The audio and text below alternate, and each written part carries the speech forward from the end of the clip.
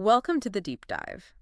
Today, we're really digging into something crucial, something that shapes American elections often before a single vote is even cast. That's right. We're tackling the algorithm of political power, how math, data, and sometimes secrecy allow elected officials to effectively choose their voters. Instead of the other way around, it's a deep topic, and our mission here is to explore how this works, the history, the really sophisticated techniques, the legal fights, everything. Yeah, and we've looked at a lot of research, court cases, analyses, trying to piece together this picture of how district lines become these incredibly powerful political tools. So first things first, we need to be clear for you, the listener. There's redistricting, which is, necessary. Absolutely. Every 10 years, the census happens, populations shift, and you have to redraw those lines to make sure districts have roughly equal populations. That's the whole one person, one vote thing. But then there's gerrymandering, and that's different. That's the manipulation part.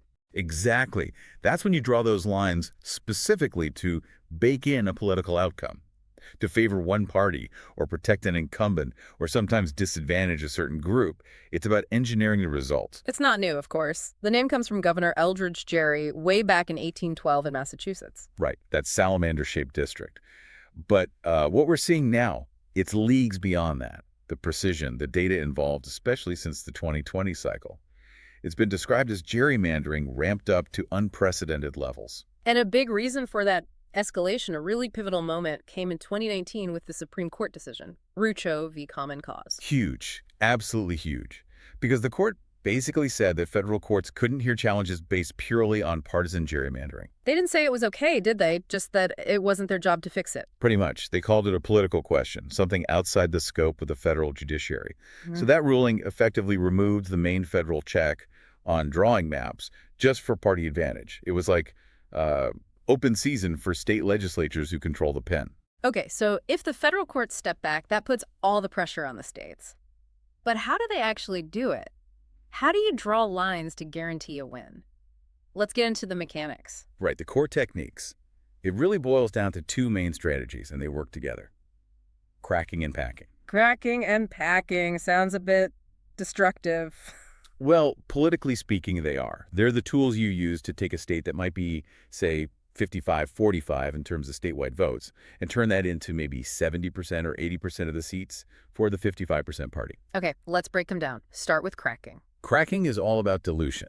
You take a group of voters you see as unfavorable, usually the other party's supporters or maybe a specific minority group, and you split them up across several different districts. So they're spread thin. Exactly. You slice that community, maybe voters in a city or a particular suburb, so they become a small minority in 3 or 4 different districts, instead of a potential majority or a strong plurality in one. Their overall voting power just evaporates. They can't elect anyone who represents their specific interests. Okay, that's cracking. Dilution. So packing must be the opposite. It is. Packing is concentration. You take those same disfavored voters and you cram as many of them as possible into just 1 or maybe 2 districts. Why would you do that? Give the opposition super safe seats. It seems counterintuitive, right? But it's incredibly effective strategically. Let's say you pack the opposition voters into a district they win with 80% of the vote. Okay. Well, they only needed 50% plus 1 vote to win that seat. So all those votes from 50% up to 80%, that's 30% of the vote in that district. That's completely wasted from the map drawer's perspective. Ah, wasted votes. They didn't contribute to winning any other seats. Precisely. You've effectively quarantined a huge chunk of the opposition's voting power into one district, making all the surrounding districts much safer for your own party because you've pulled those opposition voters out. So cracking spreads them thin to make them powerless everywhere. Packing concentrates them to make them powerless everywhere else. That's a perfect summary. And this idea of wasted votes is absolutely central to understanding the math and the goal here. It's about efficiency. Efficiency, right. You don't necessarily want to win every seat your party wins by a landslide. No, actually, that's inefficient. The most ruthlessly effective gerrymanders often involve the dominant party winning lots of seats by relatively small margins, maybe 53%, 54%. Because that means you're spreading your own voters out effectively, not wasting them in landslides. Exactly. You minimize your own excess votes while you maximize the opposition's wasted votes, either their lost votes in districts they narrowly lose thanks to cracking, or their excess votes in the districts where you've packed them. It's like a resource allocation problem, almost. How to allocate your voters for maximum seat return. It really is.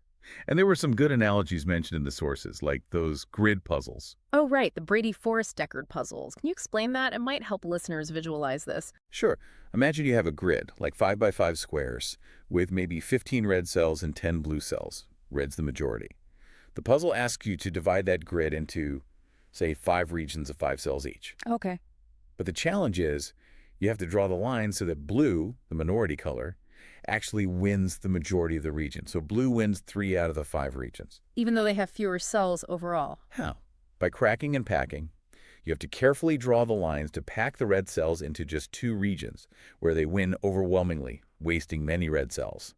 Then you crack the remaining red cells and distribute the blue cells cleverly so that blue wins the other 3 regions by very narrow margins, like 3 blue cells to 2 red cells in each. Wow. So the geometry forces a non-proportional outcome. Exactly.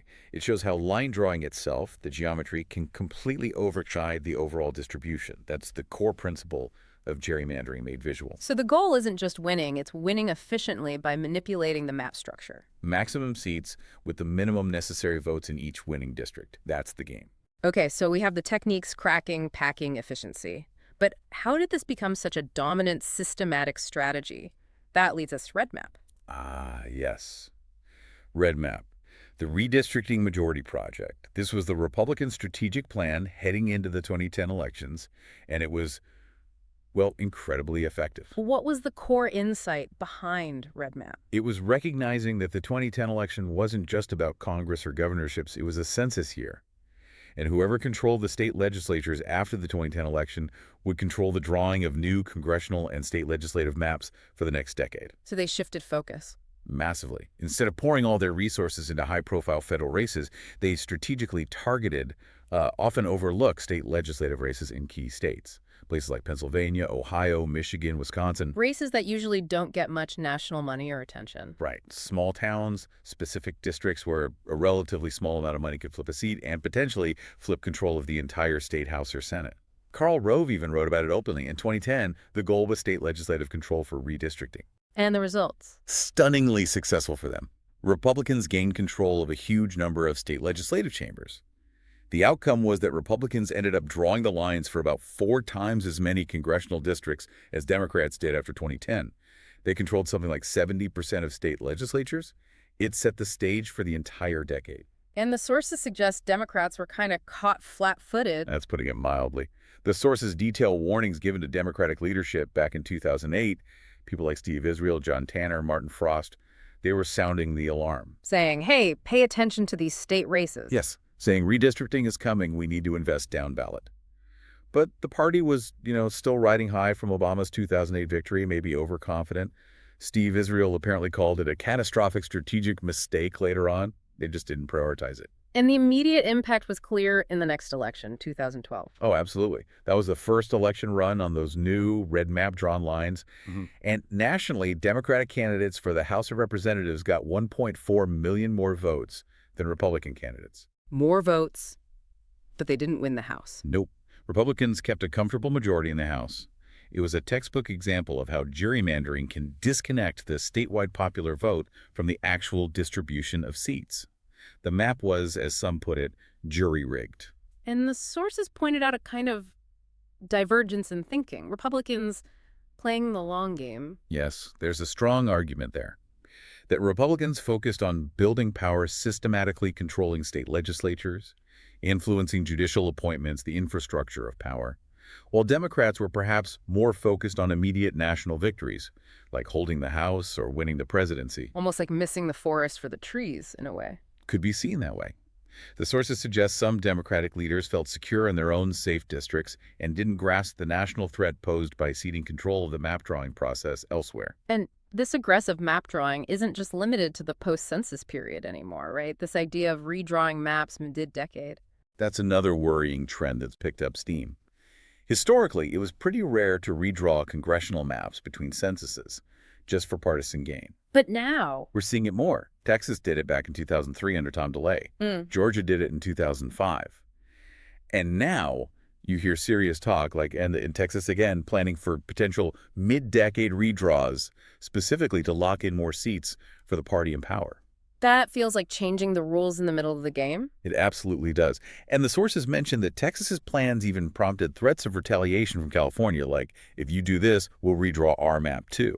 It risks turning into this escalating map war. Which takes us further away from representative democracy. Okay, so we've got the mechanics, the strategy. Now we need to tackle a really complex and sensitive overlap. The connection between partisan gerrymandering and racial gerrymandering. This is absolutely critical because in many parts of the country, especially the South but not exclusively, the two are deeply intertwined. How's that? Well, it comes down to voting patterns. Historically and currently, Black voters and increasingly Latino voters tend to vote overwhelmingly for the Democratic Party. So, if a map drawer wants to disadvantage Democrats, a partisan goal, one very effective way to do that is by diminishing the voting power of these minority communities. So targeting a racial group becomes the tool for partisan gain. Often, yes. Though legally, the distinction is crucial. The Voting Rights Act, specifically Section 2, explicitly prohibits racial gerrymandering. It forbids drawing lines that dilute the voting strength of racial minorities, preventing them from electing candidates of their choice. And this led to the creation of majority-minority districts. Correct. The VRA, as interpreted by the courts, particularly in the Thornburg v. Gingles case from 1986, often requires states to draw districts where a racial minority group constitutes a majority of the voting-age population, if certain conditions are met. What are those conditions? The Jingles factors. Right. There are three main ones. First, the minority group has to be large enough and geographically compact enough to form a majority in a reasonably drawn district. Second, the group has to be politically cohesive, meaning they generally vote together. And third, the white majority has to vote as a bloc sufficiently to usually defeat the minority group's preferred candidate in a non-majority minority district. If those are met, you often have to draw the district. That's the requirement. But this creates a real tension, a dilemma we touched on earlier with packing. Because concentrating minority voters to create that majority-minority district might help elect their candidate of choice there. But it potentially bleaches the surrounding districts, making them safer for the other party, often Republicans. So critics argue that maximizing minority representation in one district can actually reduce the overall influence of minority voters and Democrats statewide. It's a fierce debate. Is there a case study that really highlights this tension? The South Carolina example after the 2020 census, involving Representative Clyburn's district and Representative Mace's neighboring district, is pretty illustrative. What happened there? According to the reporting and court findings, an aide linked to Clyburn, a very powerful Democrat, proposed map changes to the Republicans drawing the lines. The suggestion involved moving more Black voters into Clyburn's already very safe Democratic district, the 6th. Making an already safe seat even safer for him. Exactly. But the consequence, the ripple effect, was that these reliable Democratic voters were being moved out of the neighboring 1st District, held by Republican Nancy Mace. Which made her district safer. Significantly safer for Republicans. It basically took the 1st District off the competitive map and ensured Democrats had almost no chance of winning any congressional seat in South Carolina outside of Clyburn's heavily packed district. So an action ostensibly to shore up a Black Democrat seat ended up solidifying Republican control next door. That was the outcome. And when the NAACP sued, challenging the redrawn 1st District, Mace's district, as an illegal racial gerrymander because it moved Black voters out. What was the defense? The state lawmakers argued it wasn't about race, it was about partisanship. They claimed they moved those voters because they were Democrats, not because they were Black. And the goal was simply to make Mace's district more Republican. Using partisanship as a shield against a racial discrimination claim. Essentially, yes. And ultimately, the Supreme Court sided with the state, finding the challengers hadn't definitively proven race was the predominant factor over politics. It just shows how blurry the lines can get and how difficult these cases are to prove. We see similar dynamics with demographic shifts in places like Texas, right? Texas is a huge example. The state's massive population growth over the last decade, where you get 2 new congressional seats, was almost entirely driven by growth in communities of color, particularly Latinos. So you'd expect that growth to translate into more political power for those communities. You'd expect it. But the map drawn by the Republican legislature did the opposite. They used cracking and packing very strategically. Latino communities were carved up in some areas, packed into others, all designed to dilute their overall influence. And crucially, both of the new congressional seats created by that population growth were drawn to be majority-white, safe Republican districts. So the demographic engine of the state's growth was effectively sidelined politically through the map. That's what the map achieved, yes. Yeah. It maintained the existing power structure despite dramatic demographic change. Okay, this complexity, the tangle of race and party, really underscores why the courts, especially federal courts before Rucho, struggled to find a clear standard for partisan gerrymandering. This brings us to the search for a quantitative measure, the efficiency gap. Exactly. With the federal court stepping back from partisan claims, the need for some kind of objective mathematical standard became even more urgent, at least for state-level challenges or potential future federal action. And the efficiency gap, developed by Nicholas Stephanopoulos and Eric McGee around 2015, emerged as a leading contender. How does it work? What's it trying to measure? It's trying to directly measure the impact of cracking and packing by quantifying wasted votes. We talked about wasted votes earlier. How does the efficiency gap define them mathematically? It defines two types. First, lost votes. Mm. These are all the votes cast for a candidate who loses in a district. Pretty straightforward. If you voted for the loser, your vote didn't contribute to winning a seat, so it's considered wasted in this metric. Okay. And the second type? Excess votes. These are the votes a winning candidate receives beyond what they needed to win specifically, beyond 50% plus one vote. So if you win 70% to 30%, the winner has almost 20% excess votes? Votes they didn't strictly need for that victory. Correct. Those excess votes are also considered wasted because they're concentrated in one district and can't help win other seats. The efficiency gap essentially adds up all the lost votes and all the excess votes for each party across the state. And then compares the totals. Exactly. It calculates the difference between Party A's total wasted votes and Party B's total wasted votes. Then, it divides that difference by the total number of votes cast statewide. The resulting percentage is the efficiency gap. A positive gap means one party wasted fewer votes, meaning they were more efficient at turning votes into seats. Precisely. A large efficiency gap suggests that the map is strongly biased in favor of the more efficient party, likely due to successful cracking and packing. Let's walk through that hypothetical example from the sources again. 5 districts, 5,000 total votes. Okay. Let's say Party 1 wins 4 seats, Party 2 wins 1 seat. And Party 1 wins its 4 seats relatively narrowly. Right. Say 520, 480, 530, 470, things like that. And each of those wins, Party 1 wastes maybe 20 or 30 excess votes. RE2 wastes around 470, 480 lost votes in each of those losses. Okay. And the 1 seat Party 2 wins. Let's say they win it huge, like 800 votes to Party 1's 200. That's a packed district. So Party 1 wastes 200 lost votes there. But Party 2 wastes around 300 excess votes. So now we add it all up. Yep. Party 1, winning 4 seats efficiently, might have only wasted, say, 725 total votes, a few excess votes from their wins, plus the lost votes in the one district they lost. And Party 2. Party 2 got hammered. They have huge numbers of lost votes from the 4 districts they lost, plus those 300 excess votes from the one district they won overwhelmingly. Their total wasted votes might be something like 1,775. Wow. So the difference is massive. 1,775 minus 725 is 1,050 net wasted votes favoring Party 1. Exactly. Then you divide that difference, 1,050, by the total votes cast, 5,000, and you get 0.21, or a 21% efficiency gap in favor of Party 1. And Stephanopoulos and McGee proposed thresholds for when this gap becomes legally problematic. They did. They suggested that maybe an 8% gap for state legislative maps, or a gap that translates to a 2-seat advantage in a congressional plan, could be benchmarks indicating unconstitutional partisan gerrymandering. It seems neat, objective, a clear number. Why isn't it universally accepted? What's the debate? Well, the appeal is definitely its simplicity and objectivity. Supporters argue it gives judges that manageable standard they've been looking for. It directly measures the effects of cracking and packing using just the election results. But the pushback? There are several key arguments against it. One major one is that it effectively imports a requirement for proportional representation, that the seat share should roughly match the statewide vote share, which isn't explicitly in the U.S. Constitution. So it's seen as creating a new constitutional standard. That's the argument. Critics also say it ignores other traditional nonpartisan districting criteria, like keeping communities together or making districts compact and contiguous.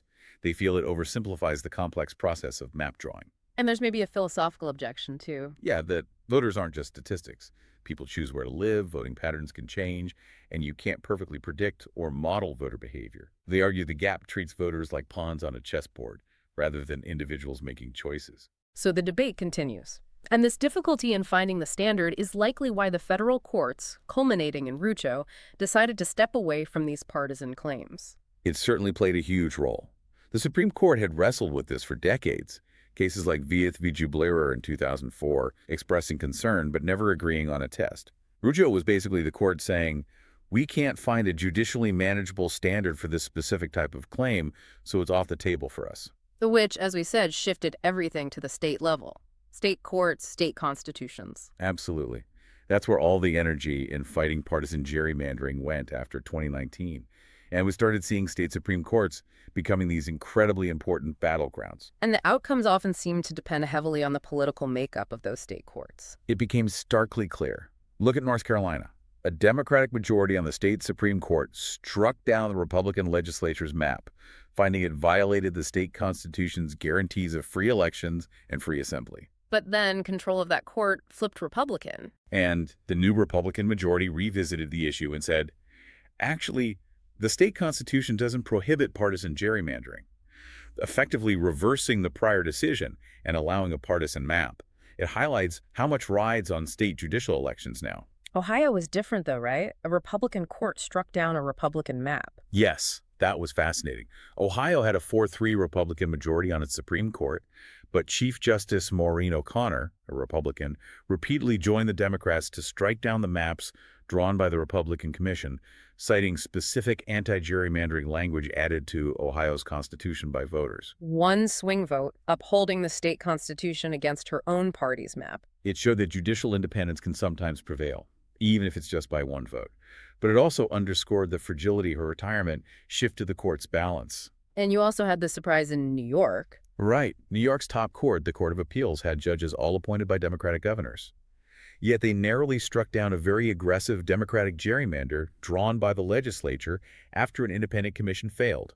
So party appointment doesn't always guarantee the desired outcome. It doesn't. It shows state courts can act independently, though maybe it's the exception rather than the rule in these high-stakes cases. Beyond the courts themselves, there's another huge factor the sources highlighted: the secrecy surrounding the map drawing process. This is a massive hurdle for anyone trying to challenge a map. Lawmakers have become incredibly adept at shielding their deliberations and their motives from scrutiny. How do they do that? Legislative privilege. That's a primary tool. They assert legislative privilege to block discovery requests in lawsuits. They refuse to turn over emails, drafts, communications, analyses, anything that would show why they drew a line a certain way. They won't submit to depositions. So you can see the map, but you can't see the intent behind it. Exactly. And they've gotten very sophisticated in structuring the process to maximize this secrecy. Like using outside consultants. The Texas example was striking. Yes. The Texas model involved bringing in national Republican operatives, people like Adam Kincaid from the National Republican Redistricting Trust, or Adam Foltz, who had experience from Wisconsin's gerrymander. And how did they shield their work? Critically, these operatives weren't just informal advisors. They were either hired by law firms representing the legislature, like Butler Snow, or even temporarily put on the state payroll. This allowed the state to claim that the operatives' work, the actual drawing of the maps, in some cases was covered by attorney-client privilege or legislative privilege. So the person literally holding the mouse, as the testimony said, couldn't be forced to explain their choices in court. That's the wall challengers run into. It makes proving discriminatory intent incredibly difficult.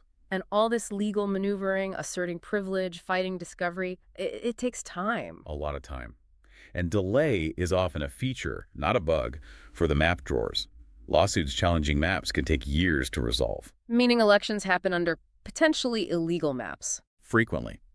The sources mentioned that in the 2022 midterms, something like 6 states held elections using maps that lower courts had already found to be illegal partisan or racial gerrymanders. The appeals process dragged on. The map stayed in place for that crucial election. You can't undo those results later. So even if you eventually win in court, the gerrymandered map may have already determined control for a cycle or more. That's the practical impact of the delay tactics. Justice delayed is often political power denied for the challengers. And we should also remember, while the partisan fight shifted to states, the racial gerrymandering fight is still very active in federal courts, often facing headwinds. Absolutely. The VRA, particularly Section 2, is under constant legal challenge.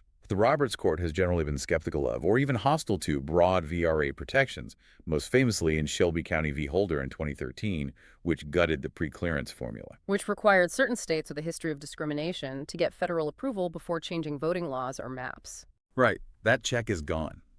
And now we see cases like the ones out of Alabama and Louisiana where the core protections of Section 2 itself are being tested.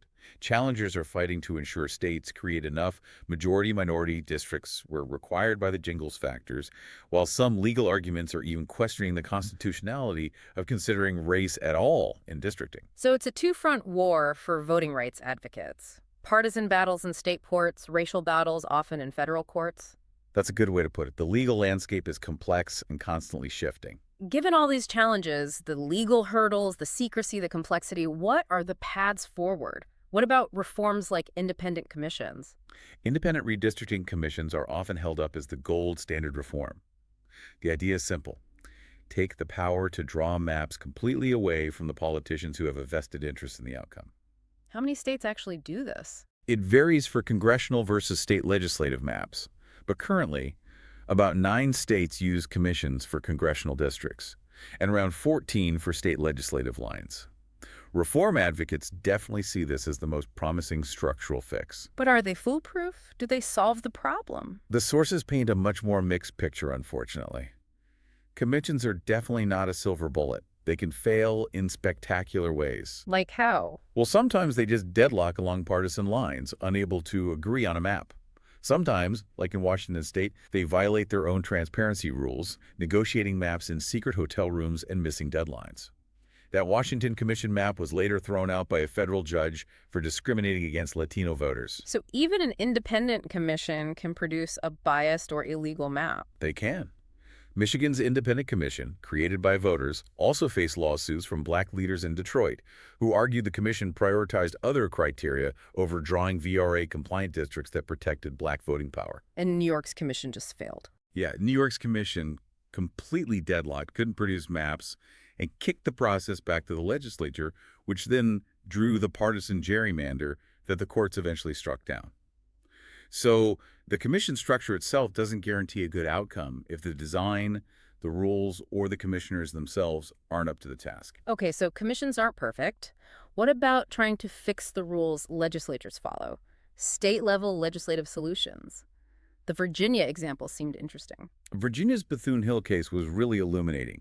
Remember, that was a racial gerrymandering case where the court found the state had illegally packed black voters into certain districts. Right, and a court-appointed expert redrew the lines. Yes, and the special master unpacked those districts, spreading black voters more naturally into neighboring areas. The political result was fascinating. What happened? Those redrawn, unpacked districts suddenly became much more competitive politically. Several seats flipped from Republican to Democrat in the next election, precisely in the areas affected by the unpacking. It demonstrated a powerful link. Correcting a racial gerrymander simultaneously undid a partisan gerrymander and increased competition. Sort of proving that fair racial representation and fair political competition can go hand in hand. Exactly. It showed that you don't necessarily have to choose between minority representation and partisan fairness if you avoid excessive packing.